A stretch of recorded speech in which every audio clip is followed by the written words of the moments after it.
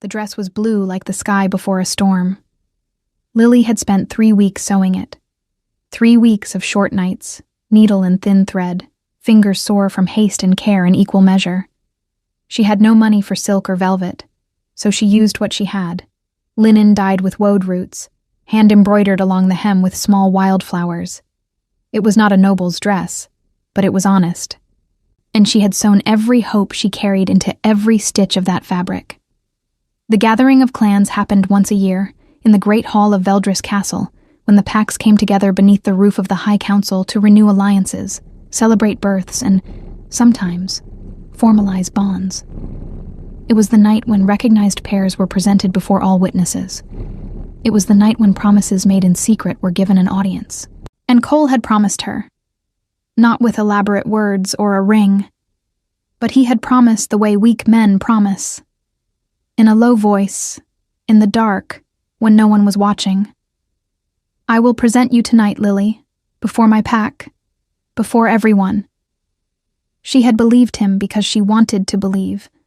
Because when you are an Omega with no clan, no family, no name worth anything in that world, you hold on to promises the way a drowning person holds on to driftwood.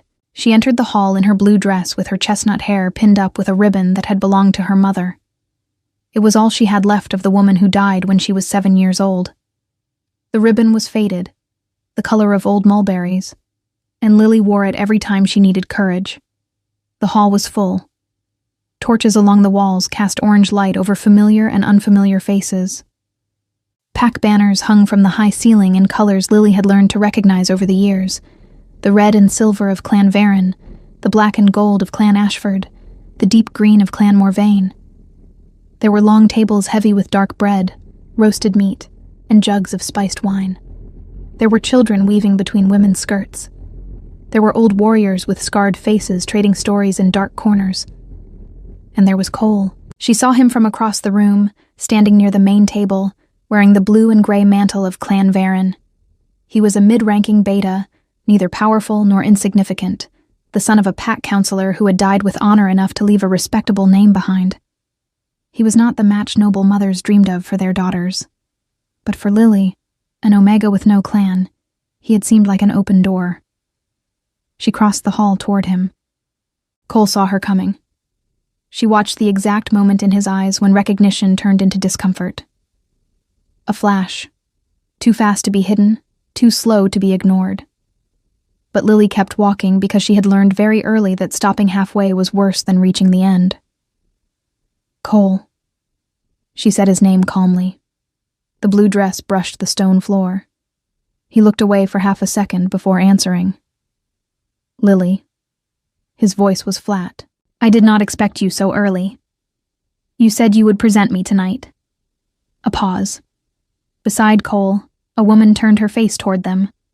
Tall, with black hair and pale skin, wearing a burgundy velvet gown with gold embroidery, the daughter of Councillor Het, of Clan Varen.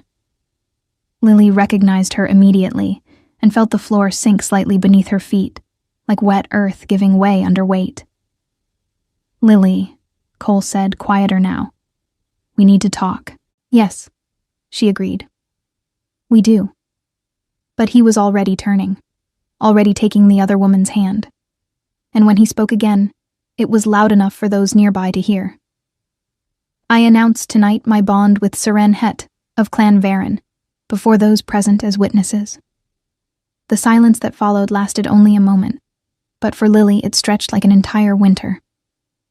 A few heads turned. A few eyes settled on her with that expression she knew well. Part pity, part relief that it was not them. Someone whispered something she chose not to hear. An older woman in the back looked away quickly, as though witnessing it was somehow too embarrassing to hold. Lily did not cry, did not beg, did not raise her voice.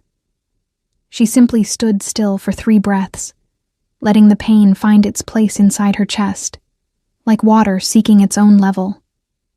Then she adjusted the ribbon in her hair, a light press of her fingers, almost imperceptible, and turned her back. She was going to leave. She was going to walk across that hall in the blue dress she had sewn with her own hands and be gone before her eyes burned in earnest. but she had only reached the stone column near the side exit when she heard the sound. It was too low for most to notice amid the murmur of the hall. But Lily was an Omega, and Omegas hear what others ignore. It was a sound she would have recognized anywhere, at any hour of the night. Cubs. More than one. Crying with that thin, broken voice that means hunger lasting too long, or cold beyond what small bodies can bear. She stopped. The sound was coming from below, from the dungeons of Veldris Castle. Any sensible person would have kept walking.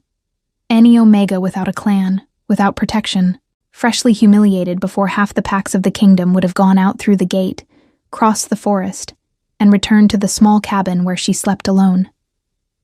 That would have been the reasonable thing, the safe thing, the invisible thing. Lily went down the stairs. The corridor beneath the hall smelled of damp stone and old straw.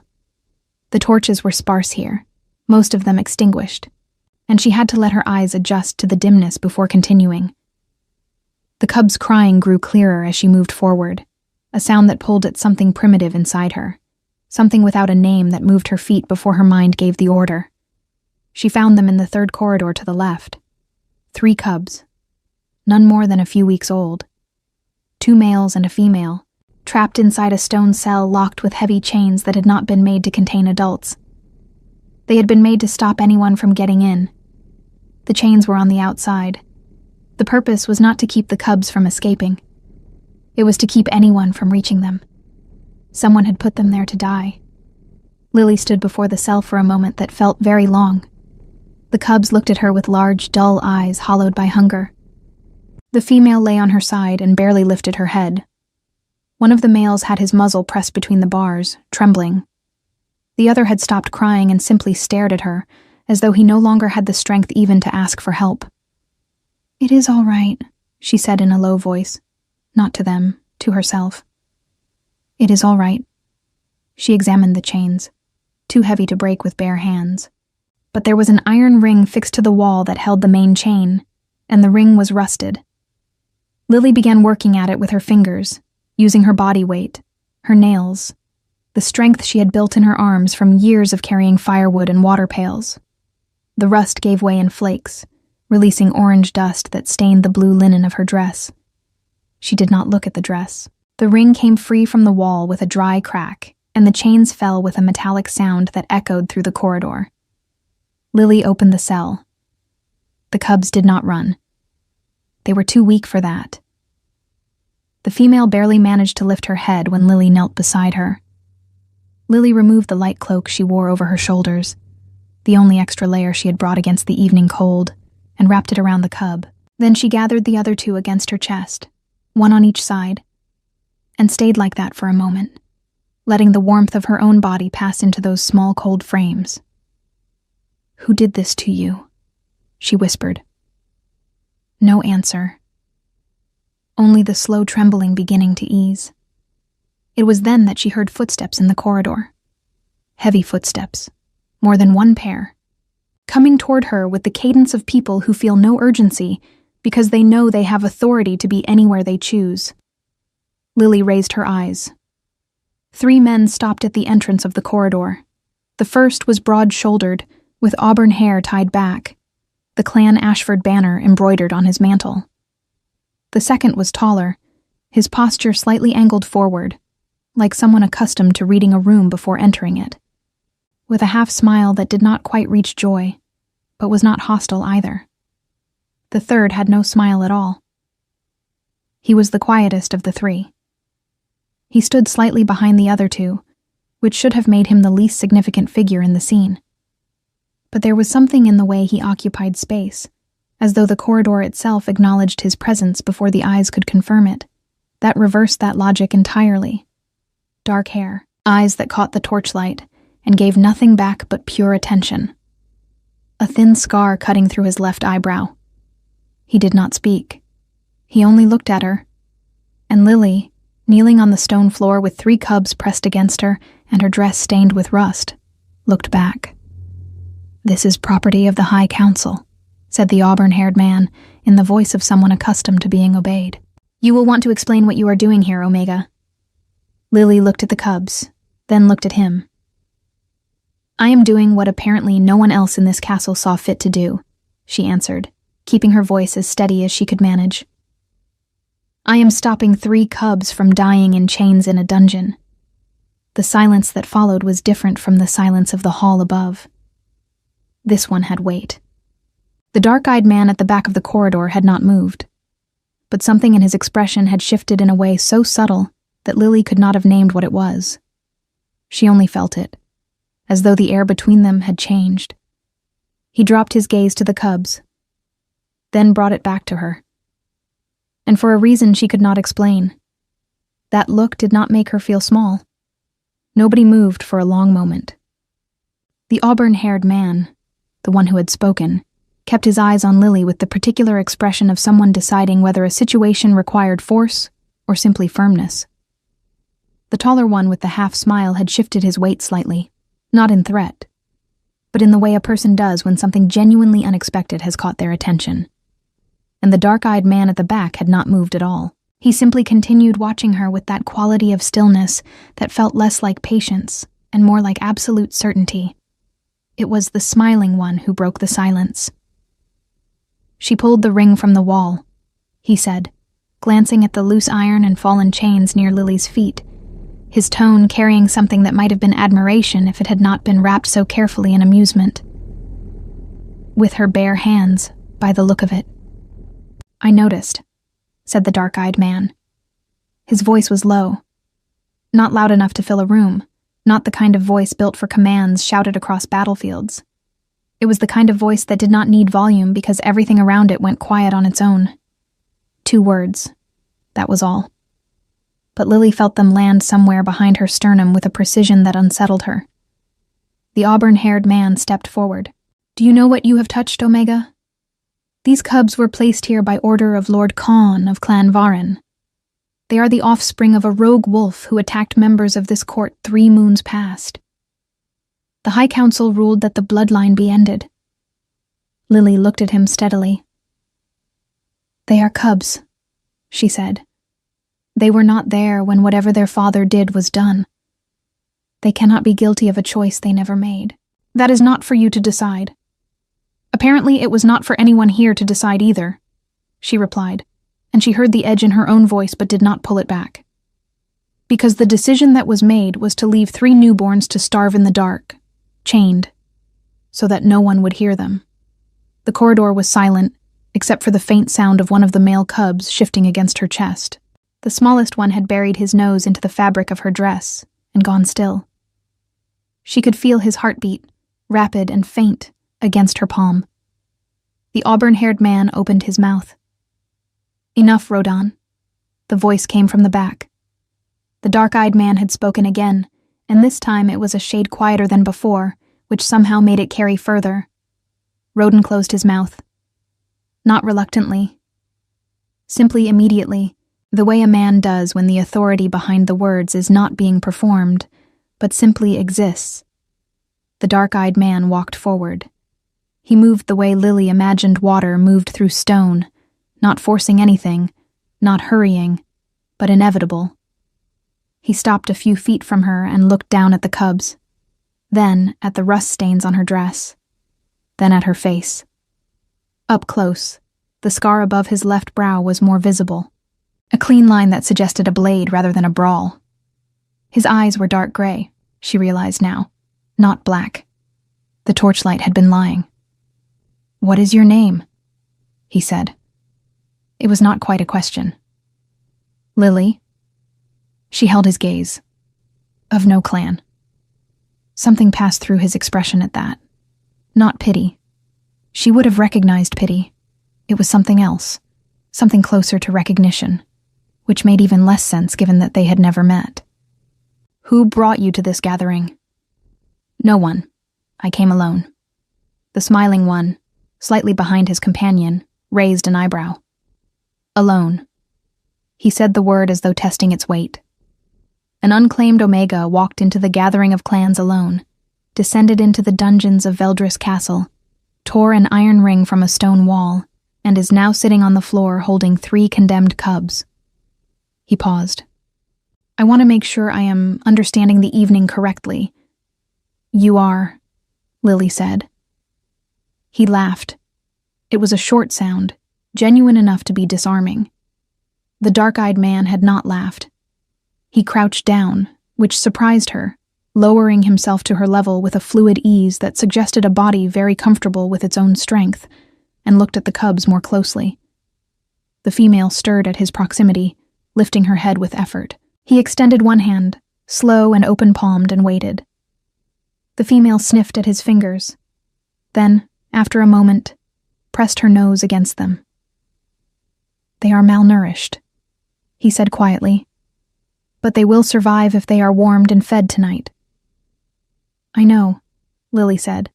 That is why I came down here. He looked at her again. This close, the attention in his eyes was almost uncomfortable. Not because it was unkind, but because it was complete.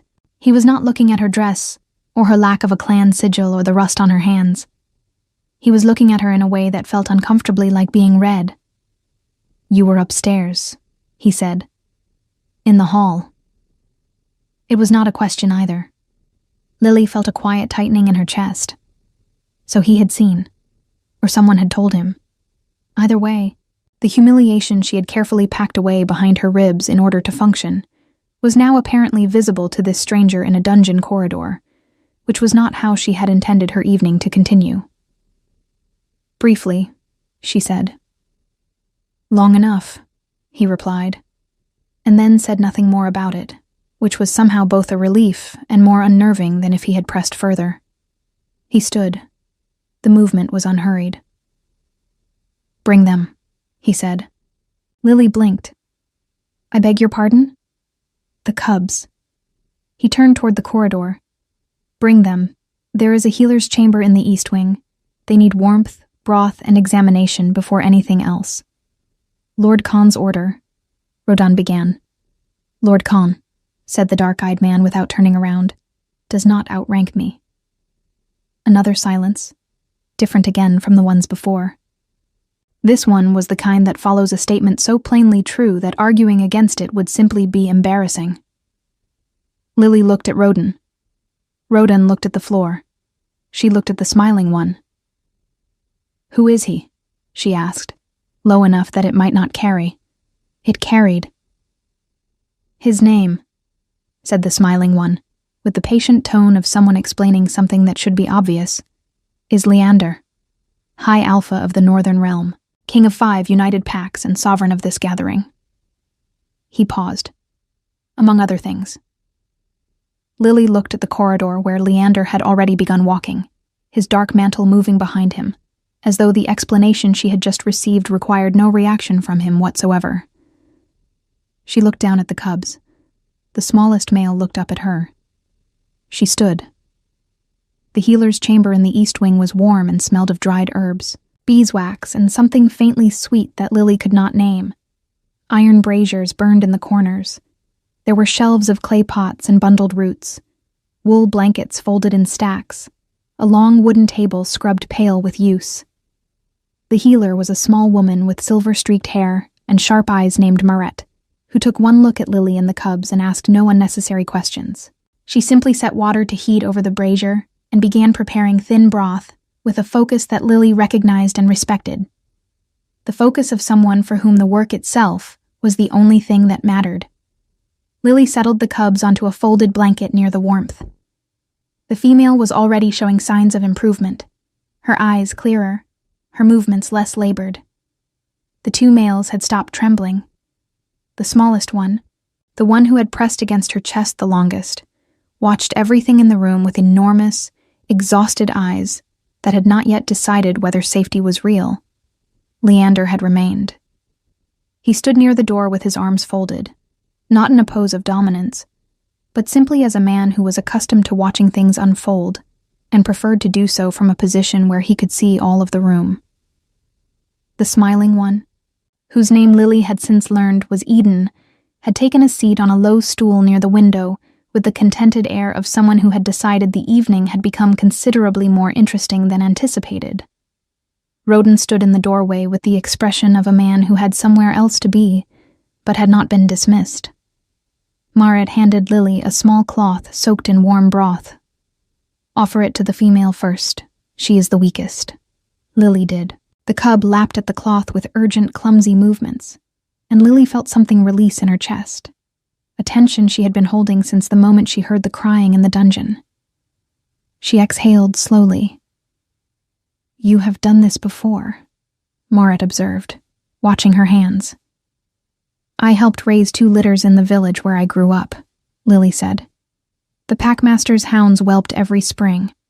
No one else wanted to tend to the runts, and you did. Someone had to." She felt eyes on her and did not look up. She knew without checking that they belonged to Leander. After a while, when all 3 cubs had taken broth and were sleeping against each other in a heap of slow, even breathing, Marit declared them stable and left to gather more supplies. Eden had begun saying something quietly to Roden near the door. Lily sat back on her heels and looked at the cubs for a moment, allowing herself finally the full weight of what the night had been. The blue dress was ruined. The hem was gray with dungeon dust, the linen stained at the knees from the stone floor, the rust marks along the bodice beyond any remedy she had at home. 3 weeks of work. She pressed her lips together and said nothing. "The dress can be replaced." She looked up. Leander was standing closer than she had realized. Not invasively close, but close enough that she could see the gray of his eyes clearly in the brazier light, and the way his expression, though still composed, had something in it now that had not been there in the corridor.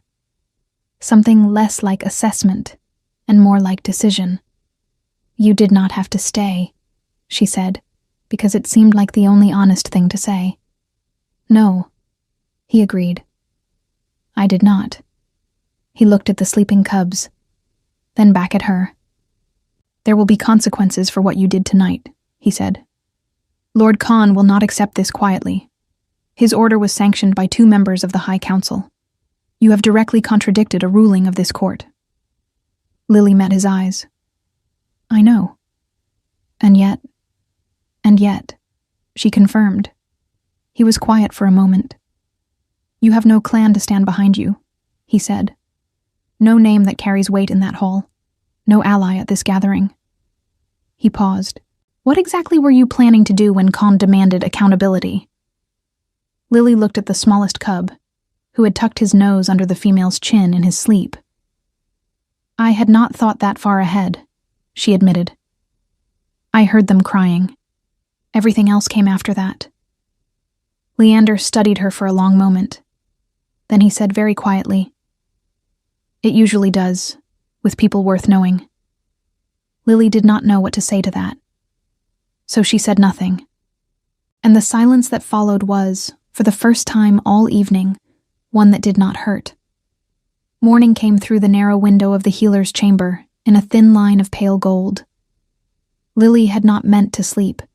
She had simply sat with her back against the wall and her knees drawn up while the cubs breathed steadily on their folded blanket, and at some point, the warmth of the braziers and the exhaustion of the night had made the decision for her. She woke with a crick in her neck, her blue dress creased beyond recovery, and the immediate awareness that she was still inside Veldris Castle, which meant that everything that had happened the previous night had in fact been real, and not some elaborate dream constructed by a mind worn thin by humiliation.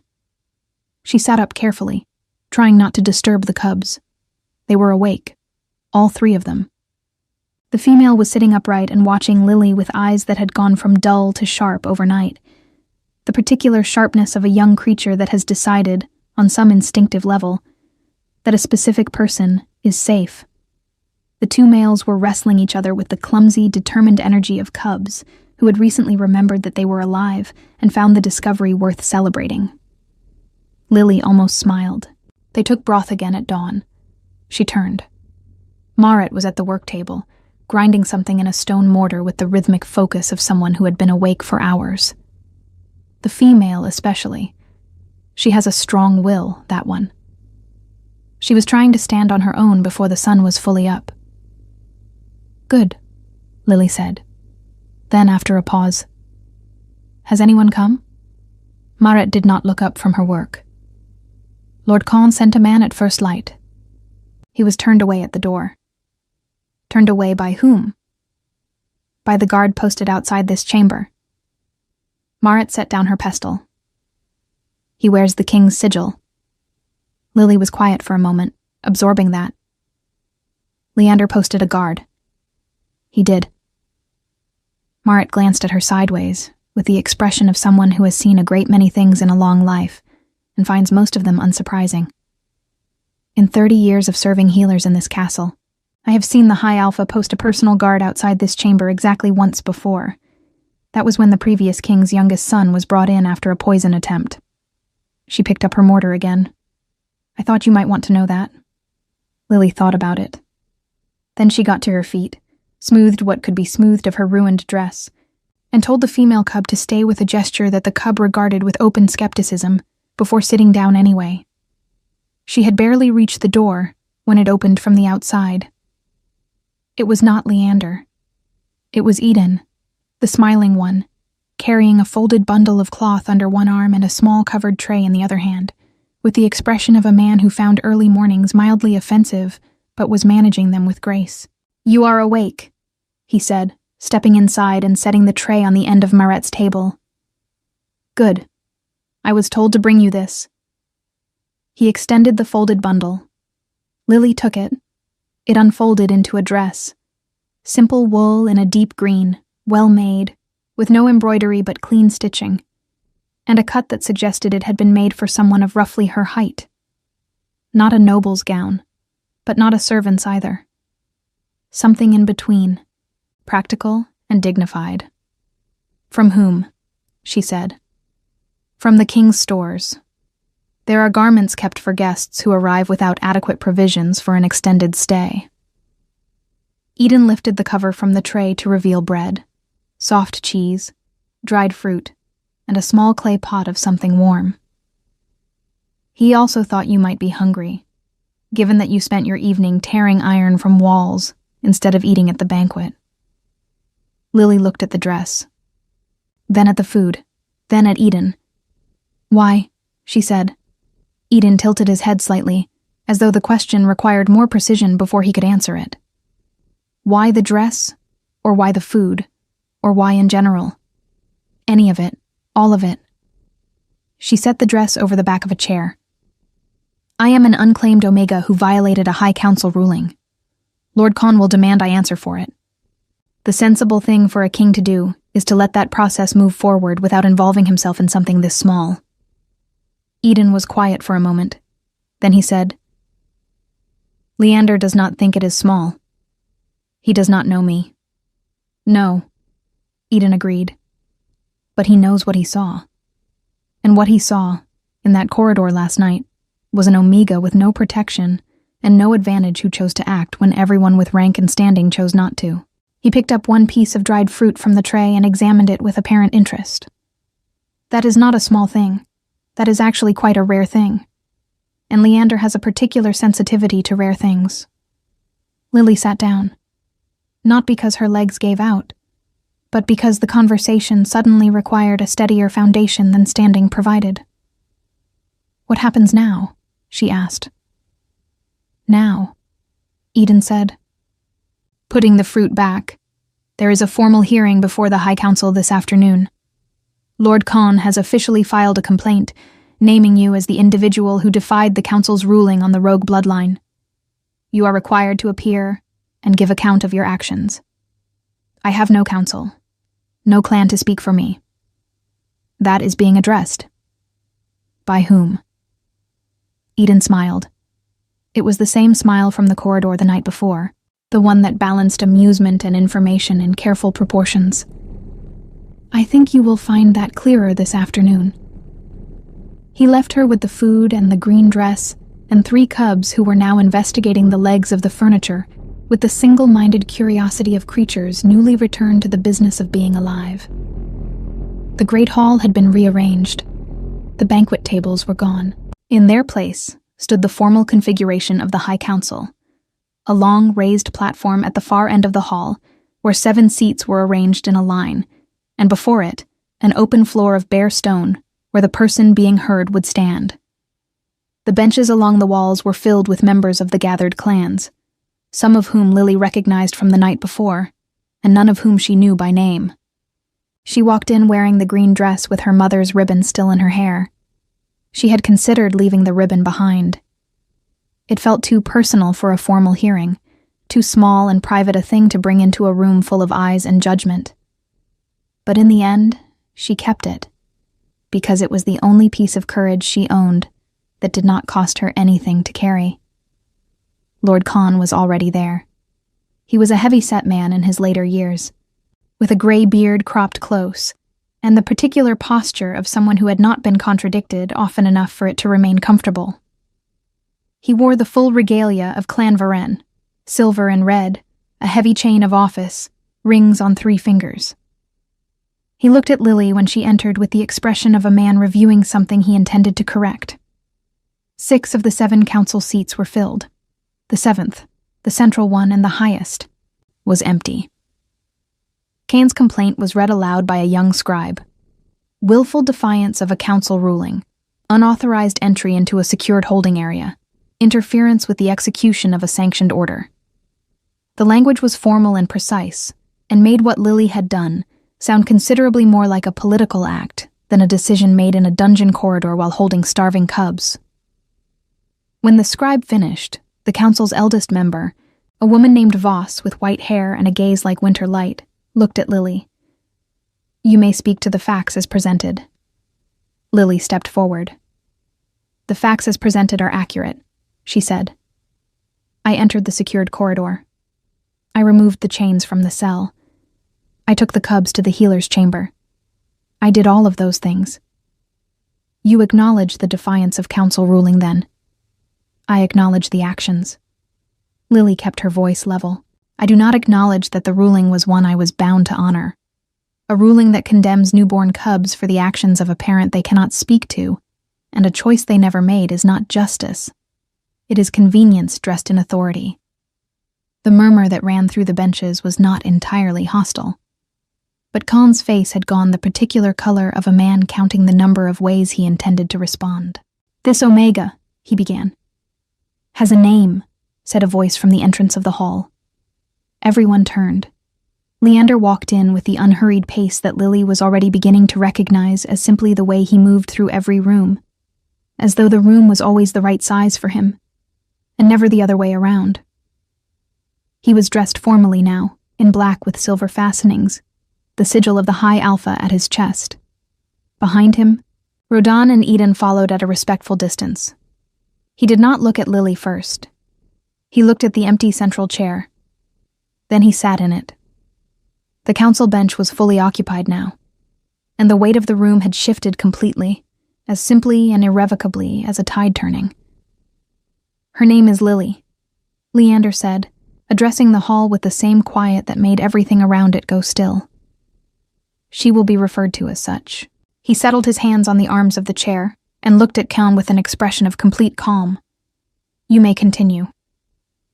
Khan's rings caught the light as his hand tightened briefly. Then he continued, because there was nothing else to do. But the room was different now, and Lily, standing on the bare stone floor in a borrowed green dress with her mother's ribbon in her hair, felt something she had not expected to feel in that hall, something she had not felt in a very long time. She did not feel alone. Lord Khan was not a man accustomed to losing ground in a room he had prepared. He had spent the morning organizing his argument with the precision of someone who had done this before, who knew which council members could be leaned on and which ones simply needed the correct framing. He had the ruling. He had precedent. He had the weight of Clan Varenne behind him, and 2 council members who had co-signed the original order, and therefore had their own reasons to see it upheld. What he had not prepared for was Leander sitting in the central chair and looking at him with the patient expression of a man who had already decided where the conversation would end and was simply waiting for everyone else to arrive there. "The order was sanctioned," Khan said, turning slightly toward the council members on either side of the empty seat, the ones he had counted on. 2 members of this body co-signed it. The rogue wolf in question killed a Varan warrior and wounded 3 others. The bloodline ruling exists precisely for cases like this one. "The bloodline ruling?" said Voss. from the far end of the platform, in a voice that carried the particular dryness of someone who had written the document being cited. Applies to adult wolves who have themselves committed acts of violence against the pack. It has never, in its original form, been extended to cubs below weaning age. That extension was an interpretation, not a mandate. Can's jaw tightened. The interpretation was agreed upon by this council. By 4 members, in a session where 3 were absent. Voss folded her hands on the table, including the High Alpha, who was not informed the session had been called. The silence that followed had a very specific texture. Lily had been in enough difficult rooms to recognize it, the silence of people recalculating. Leander had still not raised his voice. He sat with the stillness that seemed to be simply his natural condition and watched Con the way a man watches weather moving across a valley from high ground, not threatened by it, merely observing its direction. "I have a question," Leander said. Everyone looked at him. "The cubs were placed in that corridor 4 days ago, according to Moret's assessment of their condition." He paused. "The gathering of clans began 2 days ago, which means the order was carried out before the full council was assembled. Before I arrived." Another pause. "I would like to understand why a ruling of this significance was executed with such urgency." Con said nothing for a moment too long. "Efficiency," he said finally. "Efficiency," Leander repeated, with the same tone he might use to repeat a word in a language he did not speak. More silence. One of the 2 co-signing council members had developed a sudden interest in the surface of the table before him. The other was looking at Con, with an expression that had quietly shifted from alliance to distance. Lily stood on the stone floor and watched it unfold and understood, gradually, what she was witnessing. This was not simply a hearing about 3 cubs or 1 Omega's defiance of a ruling. This was something that had been building before she ever descended those stairs. A fracture in the council that Con had tried to exploit in Leander's absence, and that Leander was now, without drama or volume, methodically closing. She had walked into the middle of something much larger than herself. She was not afraid. She was not sure what she felt exactly. Something close to clarity. "The ruling," Leander said, addressing the full council, "is vacated. The original bloodline statute stands as written, without the extended interpretation. The cubs currently in the care of Healer Moret are under the protection of this court until a permanent arrangement is determined." He looked at Con. "Lord Con, the complaint filed against Lily of no clan is dismissed. She broke no law that was lawfully made." A brief pause. "We are concluded on this matter." Cain stood. For a moment his face held the compressed energy of a man deciding whether to push further. Then, with the controlled movement of someone preserving dignity by the thinnest margin, he inclined his head, gathered his mantle, and walked toward the side exit with his attendants behind him. The hall began to exhale. Eden appeared at Lily's side with the quiet efficiency of someone who had been waiting for exactly this moment. "Well," he said, at a volume meant only for her, "that was either very brave or very reckless what you did last night." "Probably both," Lily said. "Almost certainly." He sounded pleased about it. "Come. He wants to speak with you." The room Eden led her to was smaller than she expected for a king.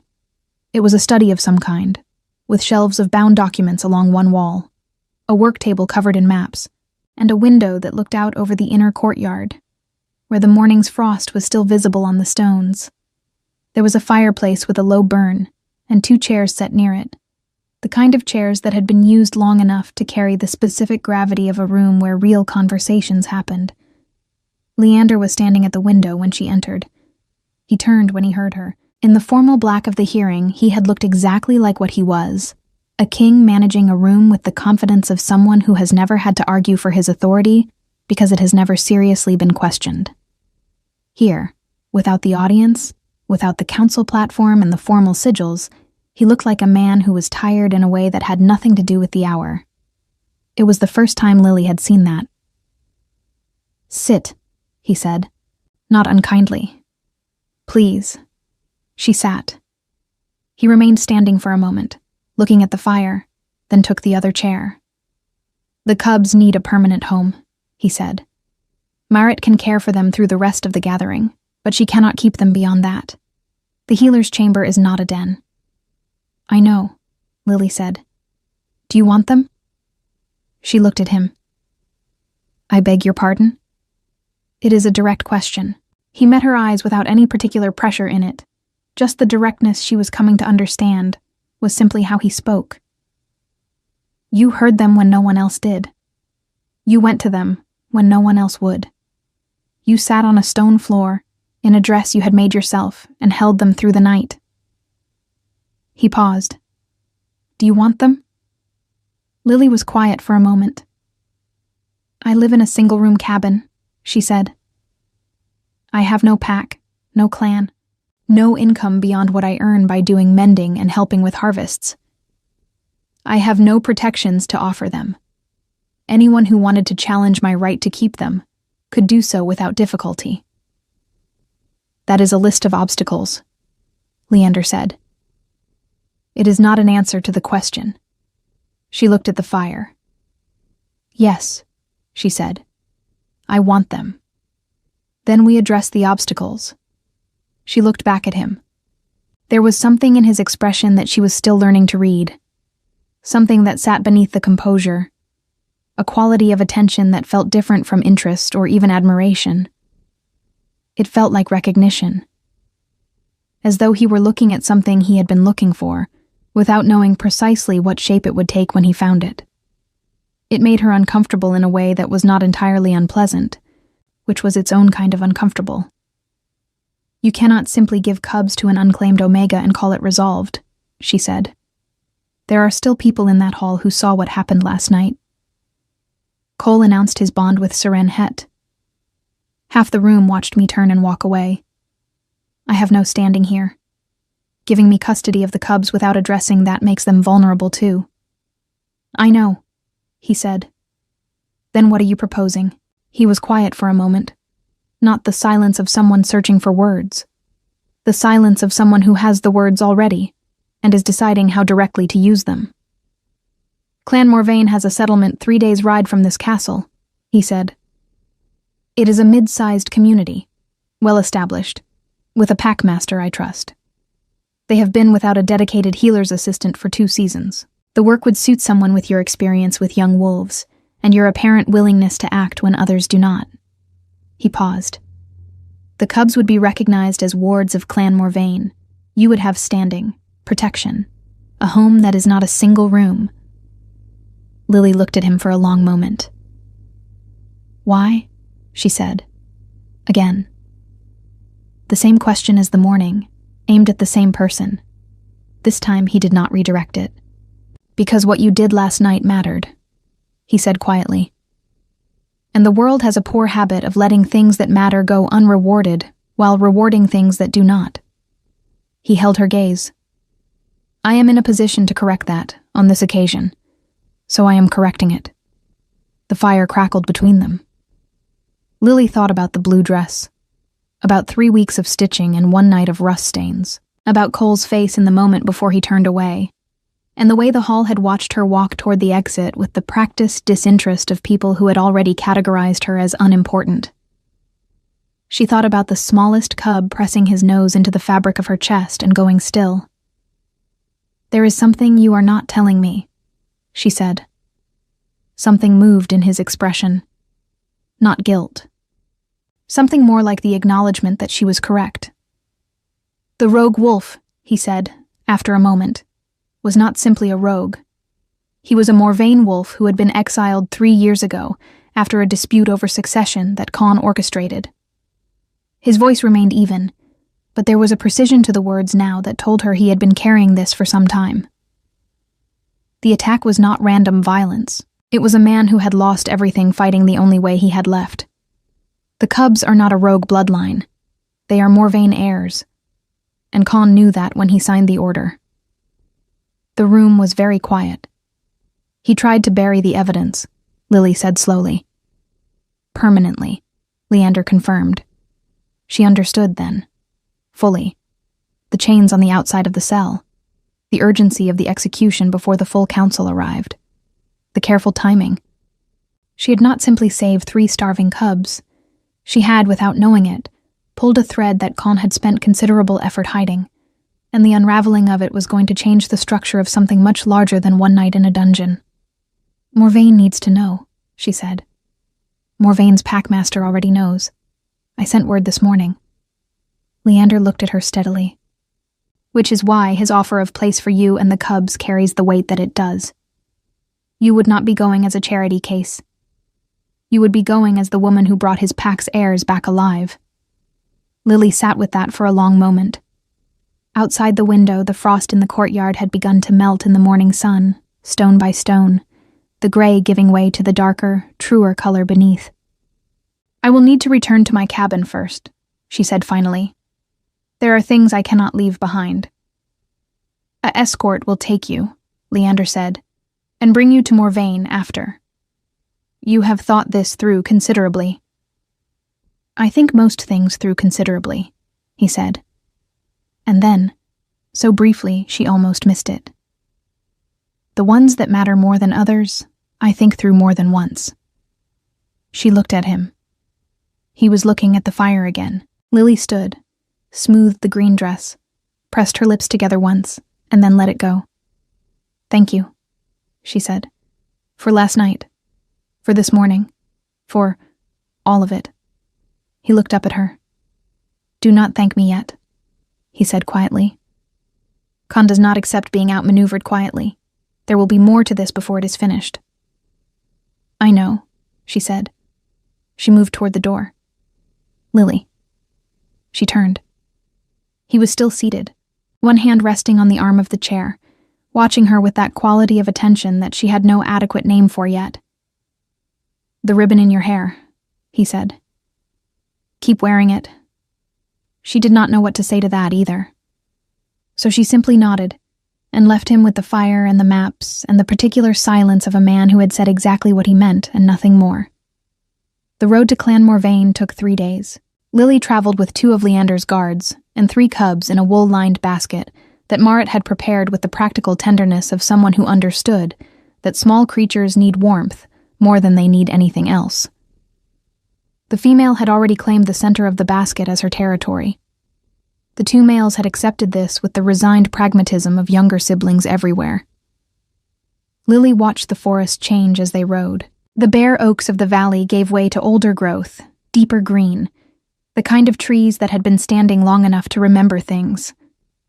The air smelled of pine resin and cold earth, and something faintly sweet that she eventually identified as the natural scent of Morvain territory, a particular combination of wood smoke and river water that clung to the land the way a pack's identity clings to everything it touches.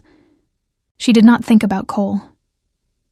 She thought about him once, briefly, on the second morning, when she woke in a roadside inn, and her first conscious thought was the shape of the promise he had broken. But the thought lasted only a moment, before the female cub climbed onto her chest and sat there with the imperious conviction of someone who had decided this was simply where she lived now. And it was difficult to sustain grief with 7 pounds of opinionated cub on your sternum. She named them on the 3rd day. She had been resisting it, telling herself it was not her place, that the Morvain packmaster would have his own names for them, that naming them would only make the inevitable handover harder.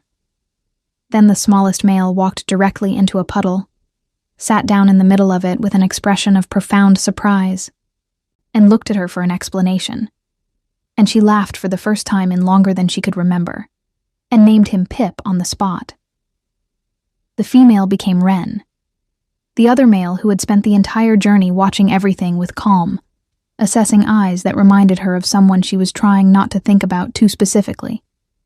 She named Ash. Packmaster Dorian of Clan Morvain was a broad man in his 50s with a gray-streaked beard and the kind of handshake that communicated an entire character in 3 seconds. He met her at the gate of the settlement with his senior wolves behind him and looked at the basket of cubs for a long, wordless moment. Then he looked at Lily. "You pulled them out yourself," he said. "Yes." He nodded slowly, the way people nod when something has been confirmed that they needed to hear confirmed. Their father was my brother's son, he said quietly. I thought we had lost everything of him. Lily carefully lifted Wren from the basket and placed her in Dorian's large, careful hands. The cub looked up at him.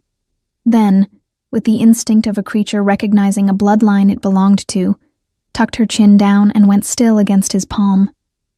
Dorian's expression did not break, but something in it opened. "Welcome to Morvain," he said to Lily, without looking up from the cub. "This is your home now, if you want it." She wanted it.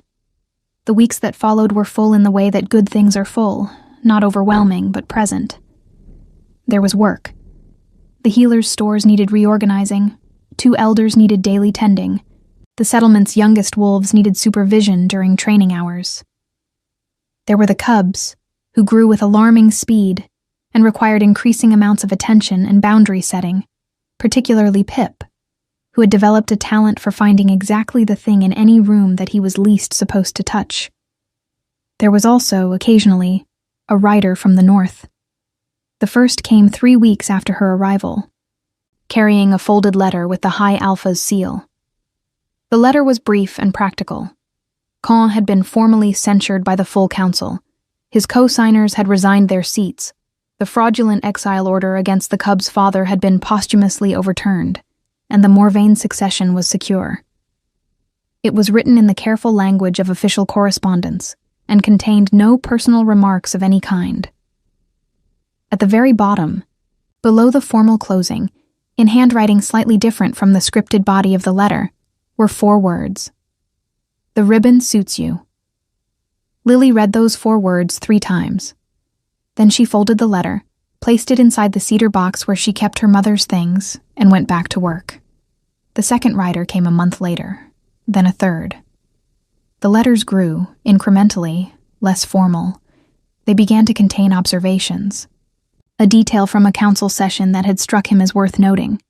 A question about the cub's progress. Once a brief and entirely uncharacteristic description of a sunrise over the northern valley that she read twice before deciding she was not imagining what it meant. She wrote back. Carefully at first, then less so.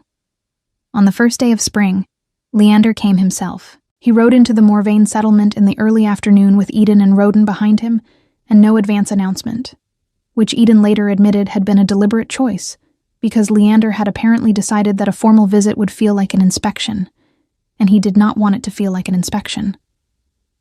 Lily was in the yard outside the healer's quarters, attempting to explain to Pip why the medicinal herb garden was not a playing field, when she heard the horses and looked up. Leander dismounted and stood at the edge of the yard. Pip immediately abandoned the herb garden, trotted across the yard with complete confidence, and sat down on Leander's boot. Leander looked down at him. Then, with the expression of a man making a significant concession to circumstance, crouched down and let the cub climb his arm. Lily walked toward him. He looked up when she was close. The gray eyes, the scar above the brow, the quality of attention that she had spent months learning and still found disarming. In the spring light, he looked less like a king managing a room, and more simply like a man who had ridden 3 days to be somewhere, and had arrived. "The letters," she said. "Were insufficient," he said. "I decided they were insufficient." "When?" "Some time ago." He stood. Pip balanced with suspicious ease against his shoulder. "I made you a promise in that study. I said Caen would not accept being outmaneuvered quietly and that there would be more before it was finished." "I remember." "It is finished now," he said.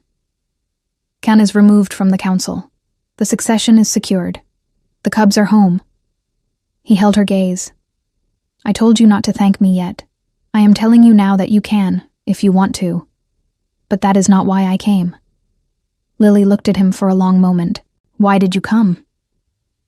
He was quiet in that way of his, the way that was not hesitation, but precision. "Because I kept my word on everything I promised you in that room," he said. "And I find that I have one more promise to make. One I did not say aloud then because it was too soon and you had already had enough asked of you in a single night. His voice was steady and low and entirely serious. "I would like the chance to say it now, if you are willing to hear it." The spring air moved through the yard. Somewhere behind her, Wren and Ash were doing something that Dorian's low voice was patiently attempting to redirect. Eden, at a diplomatic distance near the gate, had discovered a very interesting spot on the horizon to examine. Lily thought about a blue dress and 3 weeks of stitching, about a ribbon the color of old mulberries, about a dungeon corridor and 3 cubs, and the way a pair of gray eyes had looked at her on a stone floor without making her feel small. She thought about 4 words at the bottom of a letter, read 3 times in the quiet of a cedar-scented room. "I am willing," she said. The look that crossed his face then was brief and unguarded, and more honest than anything she had seen from him across all the careful months of letters and distance. It was the look of a man who had been holding something with great steadiness for a long time and had just finally been told he could set it down. He reached out, and with the same deliberate gentleness he had shown to a starving cub on a dungeon floor, took her hand. Pip, still on his shoulder, looked between them with the expression of someone who had understood the situation before anyone else, and found the delay entirely unreasonable. That spring, before the first blossoms finished falling from the trees along the Morvain Valley, Leander made his promise. He spoke it quietly, before Dorian and the elders and the full Morvain pack, with the 3 cubs sitting at Lily's feet and her mother's ribbon in her hair. It was not a grand declaration. It was not the kind of announcement that fills a hall and demands applause. It was a promise made by a man to a woman, witnessed by the people who mattered, in a place that had become home. And he kept it. Every day, without exception, for the rest of their lives.